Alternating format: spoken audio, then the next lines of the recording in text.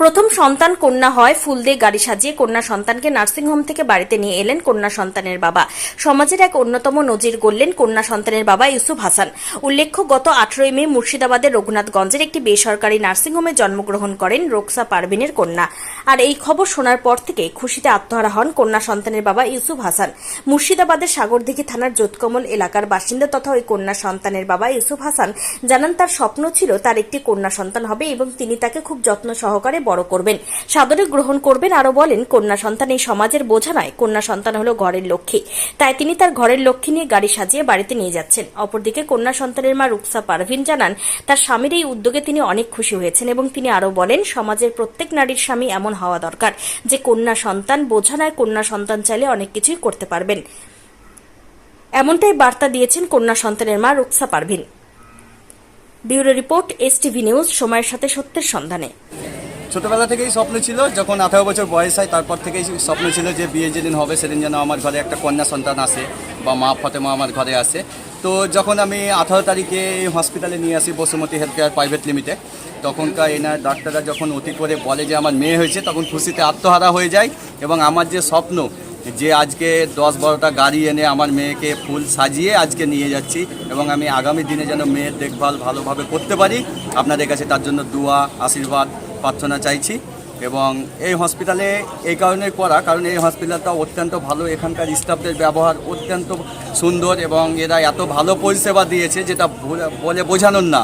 এবং এখানকার যিনি ডাক্তার আছেন শুভেন্দু, তিনি আমার স্ত্রীর ওয়াইফের অতি করেছিলেন এবং তিনিও খুব ভালো একজন ডাক্তার এবং খুব ভালোভাবে আমার ছেলে এবং আমার মেয়ে এবং স্ত্রীকে খুব সুন্দরভাবে প্রোটেক্ট করেছেন এবং আমি সুস্থভাবে যে বাড়ি নিয়ে যেতে পারছি তার জন্য এই হসপিটালকে অনেক অনেক ধন্যবাদ। সমাজকে একটাই বার্তা দেবো যে মেয়ে হলে অনেক বাবা মনে করেন যে আমার মেয়ে হয়ে গেছে, হয়তো আমার জীবন শেষ কিংবা কিছু, কিন্তু একটা মেয়ে হলে যে জীবনটা শেষ বা আমার জীবনে আর কিছু থাকলো না এটা না।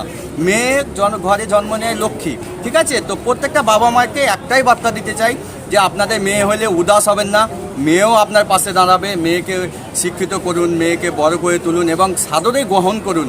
মেয়ে হয়েছে বলে মন ভাঙবেন না, এটাই বার্তা দিতে চাইবো। এবং মেয়েদেরকে এগিয়ে যাওয়ার জন্য আপনারাও এরকম প্রেরণা যোগান। এরকম প্রেরণা যোগালে আগামী দিনে আমাদের কারোর ঘরে মেয়ে জন্ম নিলে মা লক্ষ্মীর জন্ম হয়েছে সবাই মনে করবে। এই বার্তাটাই দিতে চাই। আপনার নাম? ইউসুফ হাসান। বাড়ি আমার রতনপুর, সাগরদিঘি রতনপুর। প্রচণ্ড খুশি হয়েছি, কারণ প্রত্যেকটা স্বামীরই এরকম করা উচিত।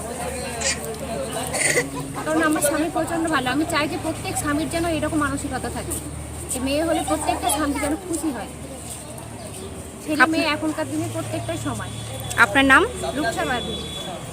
আমি বলছি যে কন্যা সন্তান মানে মা ফাতেমার মতো, মানে নবী সাহেবের মেয়ে মা ফাতেমা যখন ঘরে এসেছিলেন তখন মানে মেয়ে সন্তানই সবাই চায় যে মেয়ে সন্তানটাই ভালো আর কি।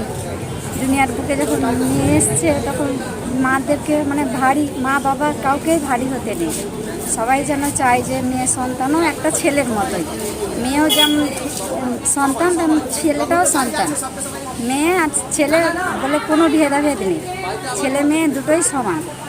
বিবাহ বিচ্ছেদ হয়, যেমন ধরেন কেউ আর কি মেনে নিতে পারছে না, এটা কিন্তু ভুল কথা।